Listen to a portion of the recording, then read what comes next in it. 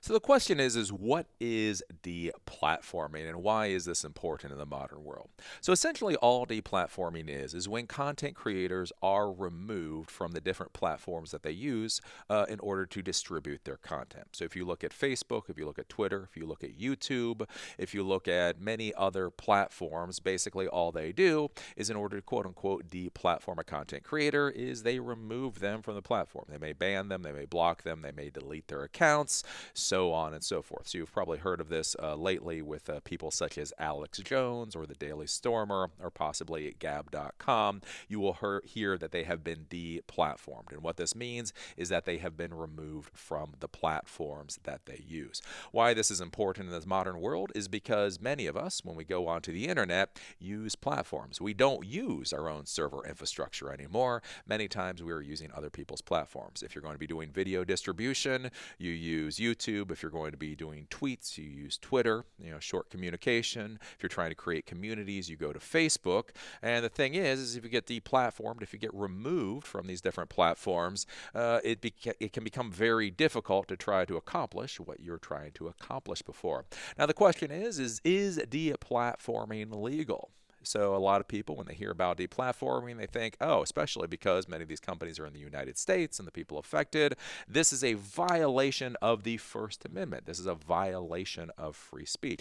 Well, it's important to understand that the First Amendment is between the citizens of the United States and the government of the United States. It's not between the citizens and companies, or more or less between citizens individually. It's between the citizens and the government. So, theoretically, basically the idea being that these corporations can silence you, they can throw you off the platform or such, because they have no requirement in order to allow you to speak on their platform. These are corporations, these are companies. Many of them are public companies, such as Alphabet owns YouTube, Facebook is a public company, Twitter is a public company. So these are for-profit companies. The idea being, if you're doing something that damages the company, there should be no reason that they can't chuck you off the platform if you violate the terms of service. And so that's one of the questions that comes up is the terms of service. So these are the contracts that you sign in order to use these platforms. Now, it's important to understand that in the normal world, contracts are generally two-sided. A contract has to be written by whoever's creating the contract, but then the person who is signing the contract has to be of sound mind in order to sign the contract. So you can't be drinking alcohol. You have to be in a proper mental state in order for the contract to be legal. Not only that, but specific provisions in the contract that are significant have to be pointed out. Those specific provisions have to be initialed off so the person says that they agree. And so although one person writes the contract and therefore it may be biased, the other person has to be of sound mind. They have to be able to comprehend what they're signing, and by and large, they actually have to know what it is they're signing.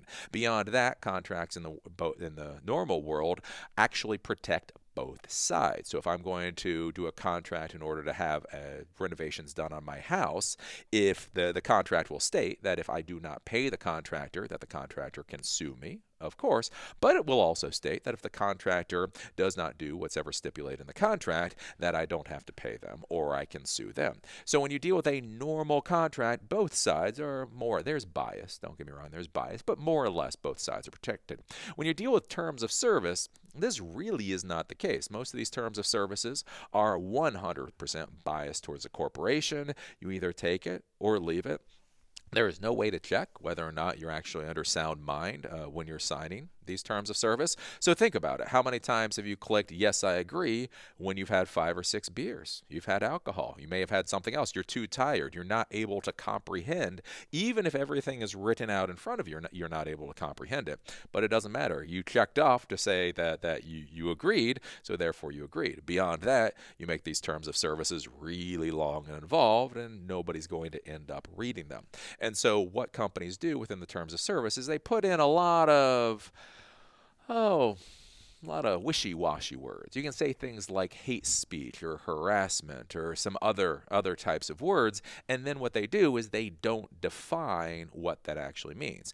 If you put in there, if you state that you're going to try to physically harm somebody else, that's actually something that can be tested against.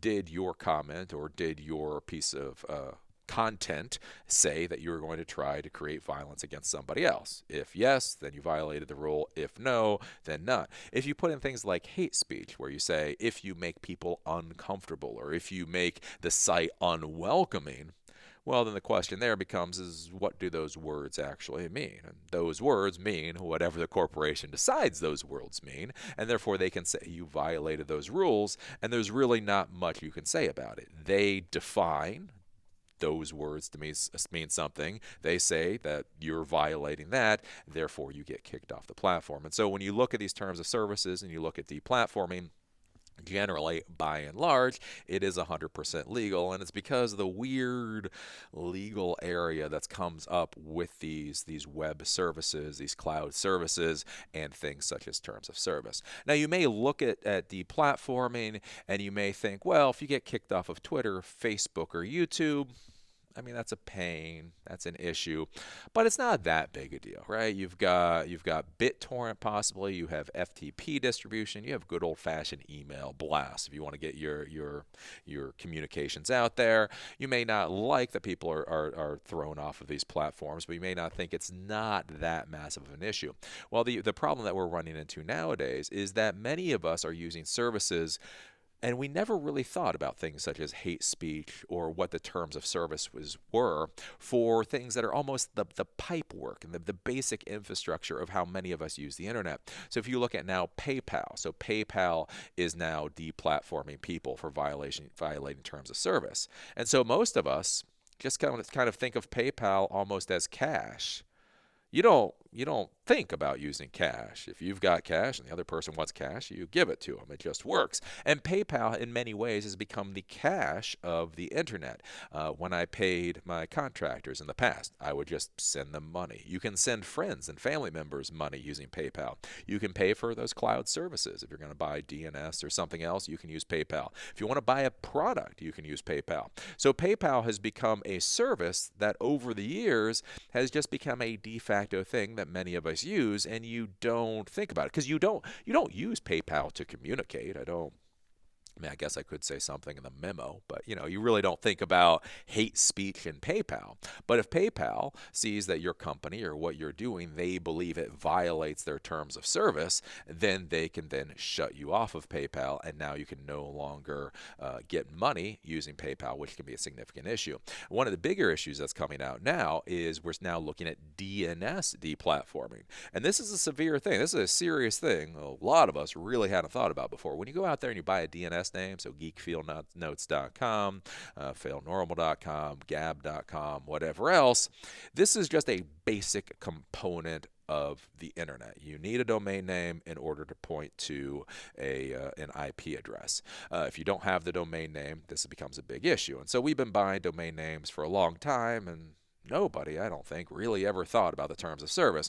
Now, to be clear, if it's ISIS buying a domain name or Al-Qaeda buying a domain name, or if it's some kind of piracy site that's pirating all the Disney movies and allowing people to download, now, of course, you know that the law enforcement can step in, the courts can step in, and that way a domain name can be taken or a site can be taken down. But you don't think about the DNS registrars themselves of their own volition doing that. In the past, again, we have heard of domain names being taken and domain names being taken down because of law enforcement action, but you didn't hear of the registrars themselves, GoDaddy or HostGator or whoever else, taking it of their own volition to no longer support domain names. So this is where we're seeing things with such as gab.com, where GoDaddy has now deplatformed gab.com from them hosting gab.com as a DNS name for the registrar. Why this becomes concerning is normally, even with this, you sit there and you think about it, like, well, that's not too bad, that's not too horrible. You have to pay, okay, so you have to transfer your gab.com, or somebody else has to transfer their domain name from GoDaddy to HostGator, from GoDaddy to Cloudflare, from GoDaddy to some other company. Okay, maybe they have to pay a transfer fee, which is kind of BS. Yeah, you got to go through a couple-day process. Again, it kind of sucks. But overall, this isn't too bad. This isn't too bad. The problem that we're seeing, though, in the modern world of these cloud service providers, and and YouTube and Facebook and PayPal and GoDaddy is that many of them now are working in lockstep, which creates a big question mark. So when you see somebody deplatform from Twitter and Facebook and YouTube and iTunes and PayPal in a very short order, one of the questions that has to be asked is, did they really violate all of those platforms' terms of service at the exact same time? You think about as somebody who creates content, you're going to put certain types of communication on Twitter and certain types of communication on Facebook and certain types of communication on YouTube, and you're going to use PayPal for what you use PayPal for. So what you have to ask is, did the person actually violate all of these different corporations' terms of service at the exact same time to have them be thrown off more or less at the exact same time? And so why that's important in the DNS world is because if everybody's working in lockstep, well, if GoDaddy doesn't want you, and then HostGator sees that GoDaddy got rid of you, so they don't want to deal with you, and maybe Cloudflare doesn't want to deal with you, and basically everybody goes, well, if GoDaddy doesn't want to deal with you, we don't want to deal with you, then all of a sudden you have nowhere to register your DNS name, and therefore your web presence essentially disappears. And this is why this can be a really, really, really significant problem. Now, a lot of people, you're going to be watching this and you think, well, Eli, the dailies, who cares if the Daily Stormer gets deplatformed? Who cares if Alex Jones gets deplatformed? Who cares if Gab.com gets deplatformed? These people were saying hate speech. They were saying horrible things, and therefore they should be eliminated off the internet. The problem that we run into, though, in the modern world is the question, again, of what is hate speech? And frankly, it may sound horrible, but sometimes what is valuable hate speech? So if you look at the Arab Spring, the Western world is very happy about the Arab Spring, whether or not they should be. Dictators were overthrown, democracies are doing a little bit better. Basically, the idea is that in the Middle East, you had the Arab Spring. The locals were able to rise up, take more control over their government again. This will help democracy rise. This will be better for the people. Well, if you look at it, though, a lot of that was powered by Twitter. A lot of it was powered by Twitter. A lot of that was powered by Facebook. And when we talk about violence and we talk about hate speech, that was actual violence. Lots of people were actually, in fact, killed. There was a lot of bad stuff that went along with the Arab Spring. And so the question then becomes is if you eliminate hate speech here for certain things, then what happens in these other countries? What happens with the next Arab Spring? What happens with the next colored revolution? What happens with any of that when people are trying to communicate so that the local population can try to get more control over their lives? Well, if that's considered hate speech and that can be shut down, then you can run into problems. And so that's when we start talking about hate speech. I know a lot of folks think that when you talk about First Amendment rights or freedom of speech, and talk about protecting hate speech, this is somehow seen as, what are called the alt-right. This is an argument of the alt-right that shouldn't be given much credence to. But the issue is when you start dealing with the real world, these kind of definitions can get really confusing very fast. And so when you start shutting people down, when you start shutting organizations down, you're not really sure where that will end.